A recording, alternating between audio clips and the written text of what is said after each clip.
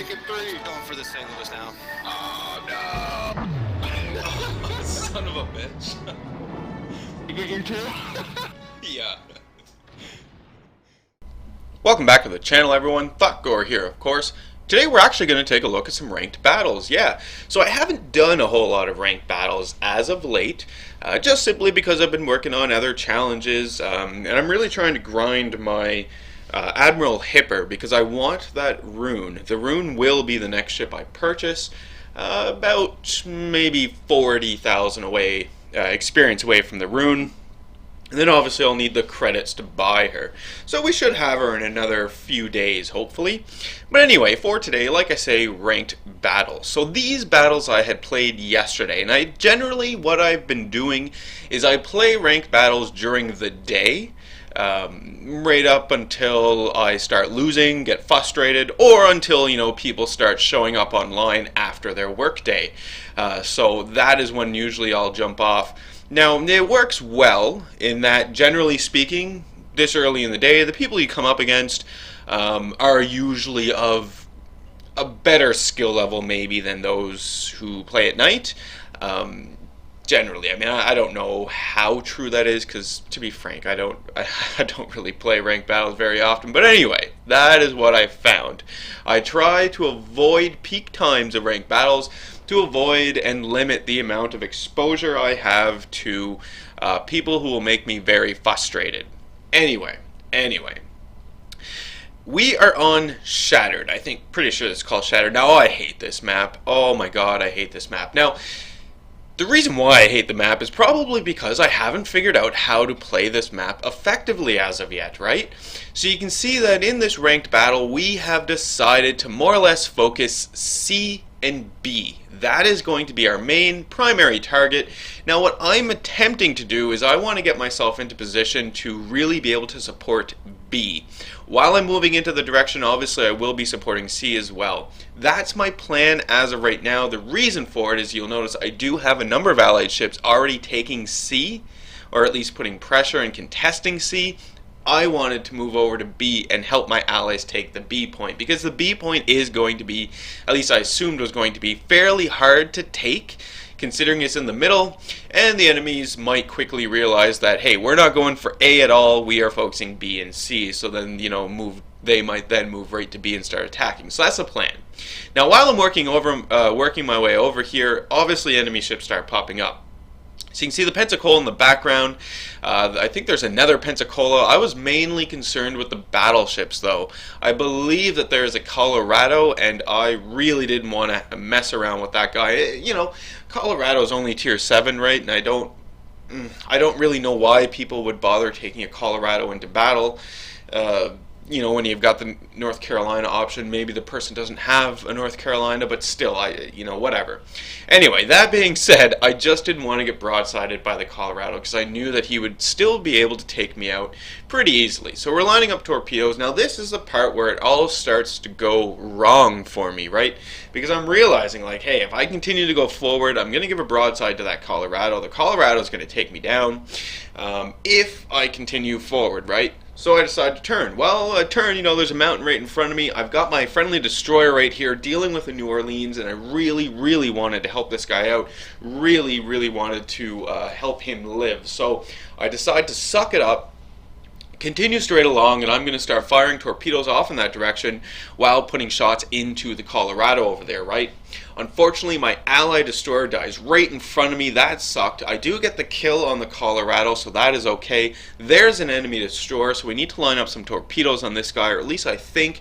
Then up pops the New Orleans. In my haste, I press the Alt button, which takes off my distances and names, but I quickly get that back up there. And I launch torpedoes off at the New Orleans. Now, the New Orleans is not stupid. Nope. That New Orleans immediately starts to turn. He's actually going to dodge all those torpedoes. So I'm turning my ship, right, because I want to get out of this situation. I launch another salvo from the starboard side of the ship, or another salvo of torpedoes. Hopefully those are going to hit him, right? In the meantime, I have got my broadside exposed to the enemy ships who are putting pressure on C. So I'm not really concerned about this right now. I'm not really taking that into consideration because I'm so focused on the New Orleans and the enemy destroyer and taking and holding this B point. So it's at this point in time that I'm like, okay, that's alright. They seem to have gone. I'm capping the point. Looking around though, you can see there's a Pensacola behind me. I don't like the situation that I find myself in. So I'm actually going to have to turn and get out of here. I'm not going to be able to stay in B. I might be able to cap it, but I'm not going to be able to stay here. The Pensacola has shots incoming towards me. There he is there. So I need to start doing something about this guy, or at least limiting the amount of broadside I show him. This is another ship I don't really understand why people will take into a ranked battle. A Pensacola. It just seems like a bad move to me, but anyway, I suppose it's going to work in this player's favor, as you will see very shortly. So I'm moving out of B, right? I decide I can't stay here. I'm turning, taking shots from the Pensacola. I do have a broadside exposed because the channel is just too narrow here. I'm not able to maneuver like I want to, so I really just need to get out of this whole situation as fast as I possibly can. Shots continue to come in from the from the Pensacola. There is the enemy destroyer. He has come around, launching torpedoes, but I'm going to miss all of those, so that is not too big of a deal. Pensacola is firing armor piercing at me though, and it's about to get fairly tragic, yes. So shots come in from the Pensacola. They take me down below half health, right? That kind of sucked. So now I'm on fairly low health now, and I'm really going to need to play it a lot safer than I have. Unfortunately, I just can't take the B cap. Pensacola puts more shots into me, as well as the New Orleans, which we cannot see because he's behind smoke. There he is there, and I'm done. I get taken out, right? It was tragic. I really didn't want to die this early on, but there was, maybe I just shouldn't have went so far into that B point. But like I say, I'm not particular about this map, and it's mostly because, I'm just not effective at playing it. No big deal though, right? Because I have this ally here. He is in an Thotgor. I believe his name is Noble 1 or something to that effect. This guy has been kicking some ass in this battle, and he is about to kick some more ass. Saving grace for my whole team here is that even though I died, and even though we lost some of our ships, the ships that we have remaining are, pretty decent health remaining. More importantly though, the enemy ships that are remaining are all on fairly low health, right? Half health or less. And we can see that here. We can see the enemy destroyer is almost gone. You can see the New Orleans in the distance. He is almost gone as well. Unfortunately, my torpedoes just couldn't finish him off. And then, of course, there's a Pensacola up here as well, right? Now we see torpedoes coming in from an enemy destroyer, and we also see the smoke off on the starboard side of the ship, right? So we know that there's an enemy destroyer right over there. We're also aware of the enemy destroyer to the port side. Luckily, the enemy destroyer on the port side is on very low health, and in fact, an ally just finished him off, so that is fantastic. Don't need to worry about him. We still have the New Orleans, and we still have the Pensacola, and we have the destroyer in the smoke. There is the destroyer in the smoke. Important to note about this destroyer is that that is the destroyer who just launched all those torpedoes, right? So we do not have to worry about whether or not this guy is going to launch torpedoes at us. He is on his reload right now. So the Thotgor driver immediately fires torpedoes into the side of the enemy destroyer, slows it down as well, just in case, right? Torpedoes go in, take out the enemy destroyer. Excellent play by this Thotgor. We only have 2 enemy ships remaining, and the one cruiser we see here in front of us is on really low health. The Thotgor himself is also on fairly low health as well, but the Thotgor is, a tier 8. Just a better all-around ship over the Pensacola, obvious reasons. So the Thotgor immediately starts putting shots into the Pensacola. We can see him over here. And the Pensacola is going to be going down really soon here, especially considering the amount of health that's left. Now there is the second enemy cruiser, so that's the only other enemy cruiser remaining, and that guy is also on really low health. Now the Thotgor puts shots into the enemy cruiser off on the starboard, gets him down just before he's going to die here, but manages to hold on. But the Thotgor is going to start focusing on this cruiser right in front of him, because this cruiser does have a broadside presented, right? So the Thotgor can drive straight at this guy, fire the 2 forward bow guns, get some hits, and take this guy out. There we go, and he's gone. Fantastic. 1 enemy ship remaining, and then my team can call victory on this one. So we can see that the Thotgor is getting himself into position, turning his cannons around right, trying to make sure that we're going to get a nice full salvo into this enemy cruiser here, take this guy out, and you can see shots are on their way in. And they managed to hit. Oh, this cruiser got so lucky. Oh, man. Anyway, just a matter of reloading now, and then our Thotgor can finish off the enemy cruiser, and we can claim victory. Even though we don't have the majority of the caps, we do manage to kill all of the enemy ships. So fantastic. We do pull off a victory in this one, and obviously this is accredited to my team. So you can see here I earned my second star for rank 10. Fantastic. Even though I died, I come out with just under 200,000 credits, which isn't too bad. Bit of experience here, second overall in the team, obviously, because I did die, and the Thotgor player is first. He played one hell of a game, or he or she, I should say. So that wasn't too bad. Now I jumped into another ranked battle here. So this is the fight for rank 9, yes. And you can see we are on North, right? A typical map that you're going to play in ranked battle. I do like this map, actually. I think this is one of the one of the great original maps that ships had. I don't have too many issues with this map itself. I really do enjoy the map. And North as well. I mean, it's the same map, right? Just Northern Lights going around. I like that map as well. Just, it's darker, I like the whole dark thing. Maybe getting closer to night battles with ships. Who knows? Who knows? Anyway, you can see that in this battle, I'm just asking, where are we going? Because I sat there and no one said anything, or at least I didn't see anyone say anything. Maybe I was still loading in or whatever. So I want to ask, where are we off to? The typical first sort of move in a ranked battle if the direction hasn't already been established. So we do decide that we are going to take A. Right? The majority of my team will take A, and then I've got a destroyer who's going to sneak off, do some scouting at B, take it if possible, and if not possible, hopefully he will run away and survive. That's the plan. Getting myself into position. We talked about it before, just to mention it again though, in your ranked battles it's obviously, more competitive, more difficult, that sort of stuff. So, because I'm in a cruiser, cruisers are harder to play in ranked battles because the majority of the ships you're going to find are battleships and destroyers. The battleships can just one-shot you, right, if you got a broadside exposed or if you're not paying attention. And again, same can be said if you're not paying attention, the destroyers can come in and torpedo you.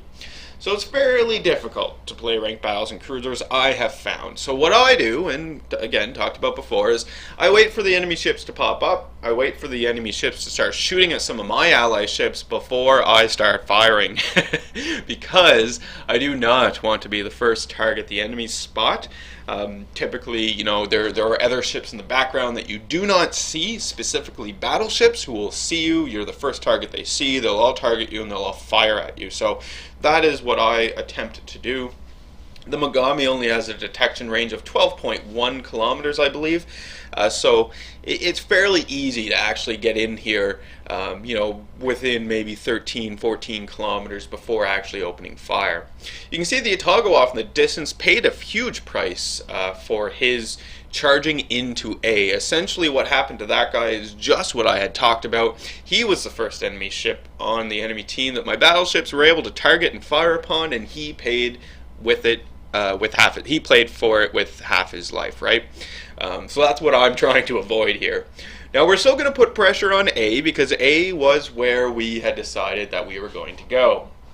If you look at the mini-map though, you'll notice that over at B, I've got two destroyers over there, and they aren't coming up against that much opposition. So by looking at this and understanding this, keep in mind, plans change. This is a fluid game, no pun intended, but even though we said A was going to be our focus point, if B is easier, we might be switching over to B here.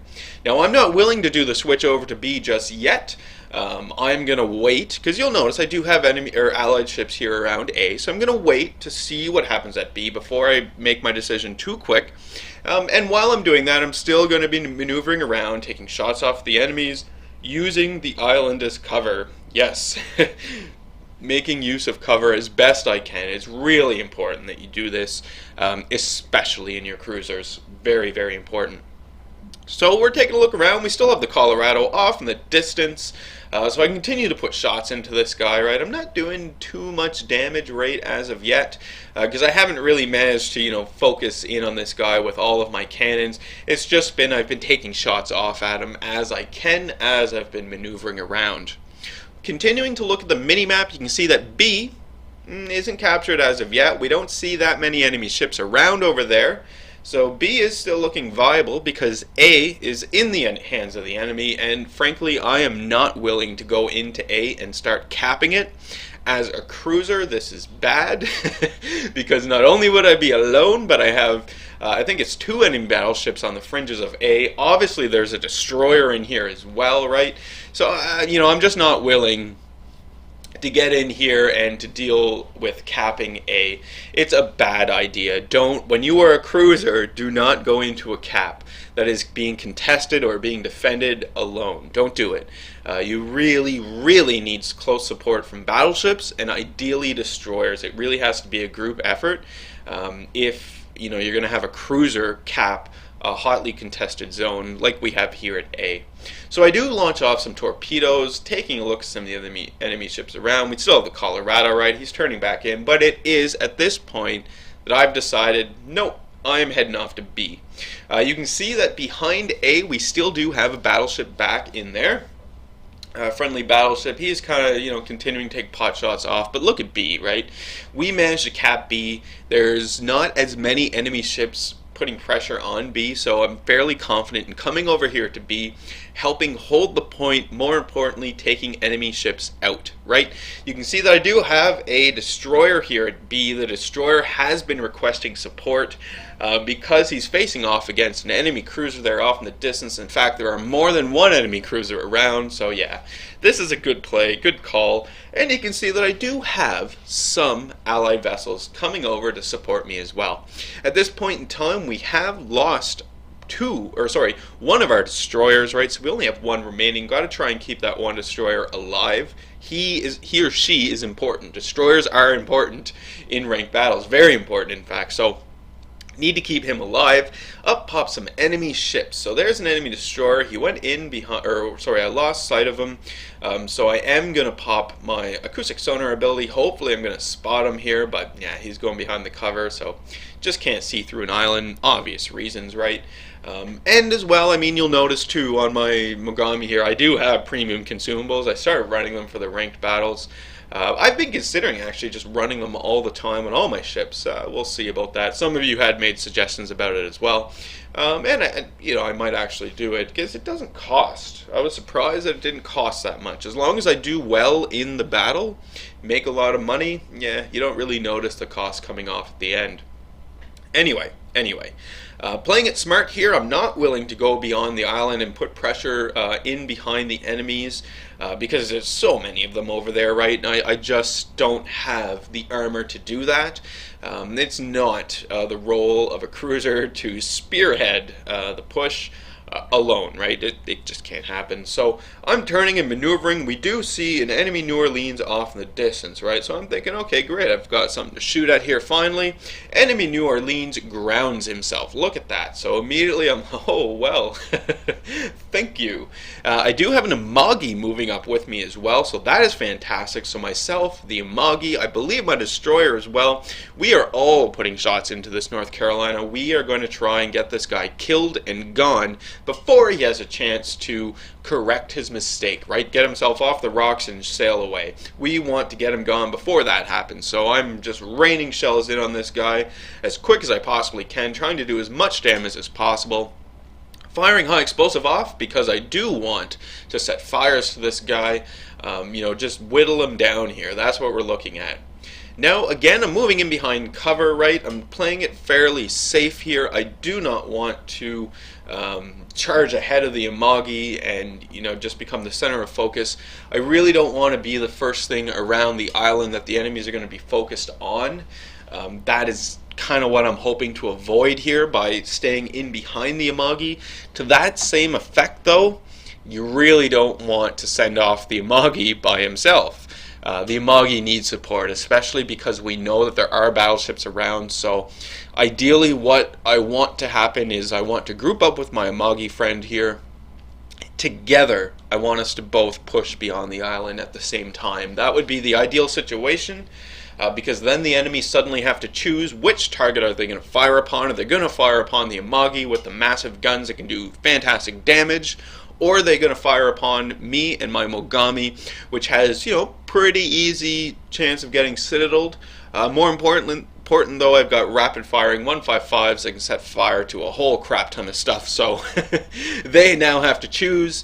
Hopefully we'll split their fire as well. They won't choose the same target, so that is the idea behind it. So you can see that I'm getting over to my Amagi. The Amagi made some nice torpedo dodges there as well, so kudos to that player.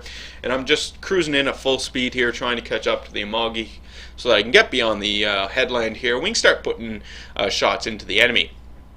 You do notice that I do have some allied ships that are still remaining around A, right? They're still over there, still taking shots off at the enemy. It's actually working out quite well for us, because now the enemy is being fired upon from, a number of different directions. They're being fired upon from A, they're being fired upon from B. It's splitting up their fire here. I put some shots into the North Carolina off in the distance, but obviously, right, take a look at this over here, this whole big clusterfuck, so we're going to immediately start putting shots into that enemy cruiser who's almost dead. There he goes, and he's gone. You can see that there is a destroyer in the smoke that is harassing my North Carolina. I'm not willing to chase down the destroyer in the smoke though, because I don't have the acoustic sonar ability right now. He's popping in and out of sight, so there he is there. It's a Benson. Immediately start engaging this guy. Hopefully we can just fire upon him, get him gone and killed. This is the plan.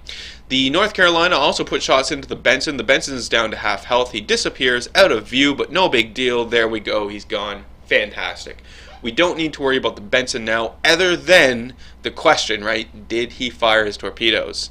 That's our only concern here. Fubuki pops up and starts capping B. There he is there. So I am the cruiser. I'm the closest one here. I gotta do something about this guy. Immediately start putting shots into him, right? Immediately. Resetting his caps as well, which is fantastic. You can see he's on fire, his engines are gone, so this is all looking really good at this point in time.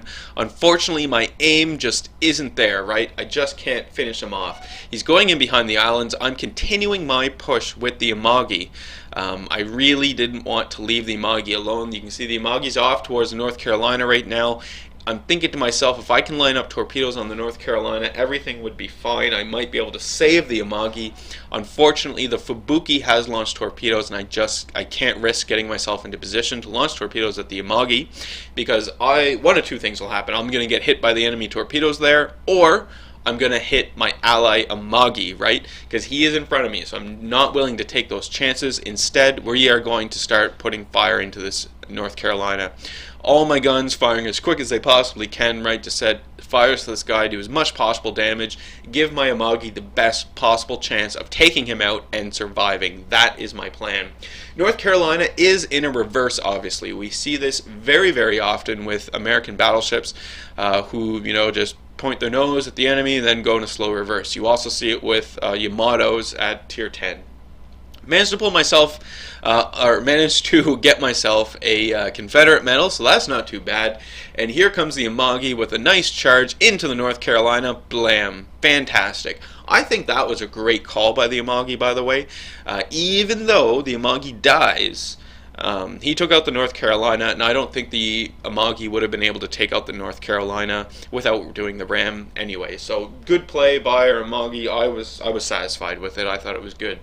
In the meantime, the allied ships I had over by A have managed to cap A, right? They pushed in, took A. Good job by those guys. Meantime, I need to get myself back over here to B because I need to take back B. Hopefully as well, hunt down the Fubuki and kill the Fubuki. That is the plan.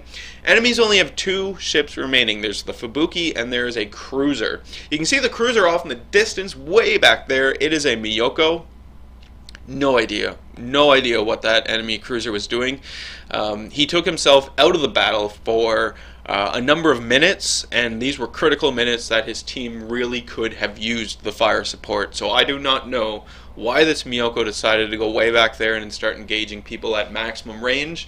I think it was really not a good plan at all.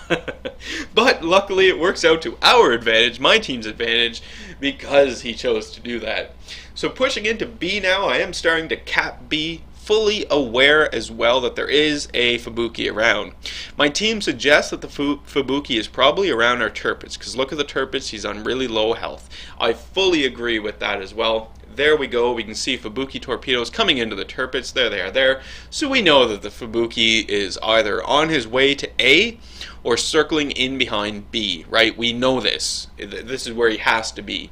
Fubuki gets lucky and does manage to take out the Tirpitz. So Tirpitz is gone. That kind of sucked. We could have used those extra points, especially considering we are in, we're not in the lead right now. But again, doesn't matter. We are about to take B and have both points. So the enemies aren't going to be able to receive any more points at all unless they take one of these from us. Now, my team, was on the ball here. They do have suggestions in chat, especially, it may not have come up yet, but it's going to be coming up here, considering that I just took B. You look behind me, I've got an allied cruiser and destroyer behind me. The Fubuki probably, maybe, is aware of this and is on his way to A, right? We know that the enemy Fubuki will be on its way to A, taking the path of least resistance, right? I am spotted, so I know that the Fubuki knows where I am, so obviously we just need to take evasive maneuvers, right?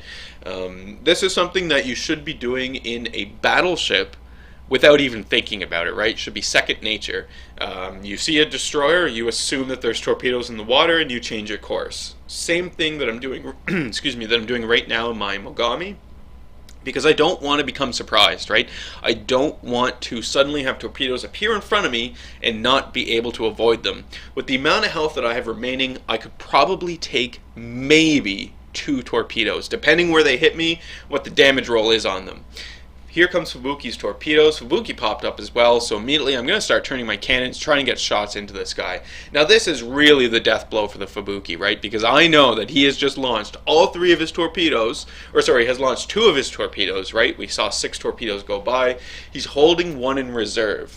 Good play by the Fubuki, however, I did remember to count the torpedo spread, so I am fully aware that there is most likely another spread on its way to me. As such, I am taking evasive maneuvers against it, right? I'm going to turn in, I'm going to try and get as close as I possibly can to this island here, hopefully avoid torpedoes that are on their way. You can see my allied destroyer there in front of me as well. In the meantime, I continue to put shots into the Fubuki, and there we go. Final shots hit the Fubuki, and he's gone. We only have 1 enemy ship remaining. It is the enemy Miyoko, and there he is there for whatever reason. After his entire team managed to, put up a pretty good defense, a pretty good fight, this player decides, well, I'm all alone, time to charge into A. Again, don't know what was running through this player's mind, but whatever works to our advantage. So I immediately start engaging the Miyoko. We are going to get this guy killed. I really wanted to finish him off before we managed to cap out the points. Because I have the Confederate medal, I know that I'm really close to a high caliber medal as well, and I want the high caliber medal. I sure do. So the Miyoko is on fire. He is almost dead. We just need a few more salvos into him and he's going to be gone. There's my high caliber. Fantastic. He popped out of sight, but doesn't matter. There he goes. I burnt him to death. He is gone and we win. Yes. So this was my victory for rank 9. We can see it here. Currently I'm still sitting at rank 9. I played another battle after this. I lost, so I decided, nope, I'm going to stop for the day. So that's what I did. But anyway, not a bad battle at all. I was happy with the teamwork that I saw here, and I was happy with the choices that I made in the battle as well to preserve my life, right? Finished with the high caliber and the Confederate, so that is always great. I can always use more of those flags, and match is over, right? Good battles here. So I do hope you guys enjoyed today's video. Maybe take something away from it if you were considering playing cruisers in ranked battles, or even destroyers or battleships. We kind of touched on them, but enjoyable nonetheless. So as always, leave any comments you have for me in the video comments section below. I love reading those and responding back to them. Hit the old like button if you did like today's video. Hit subscribe if you are not a subscriber, and as always, I do hope you enjoy the rest of your day.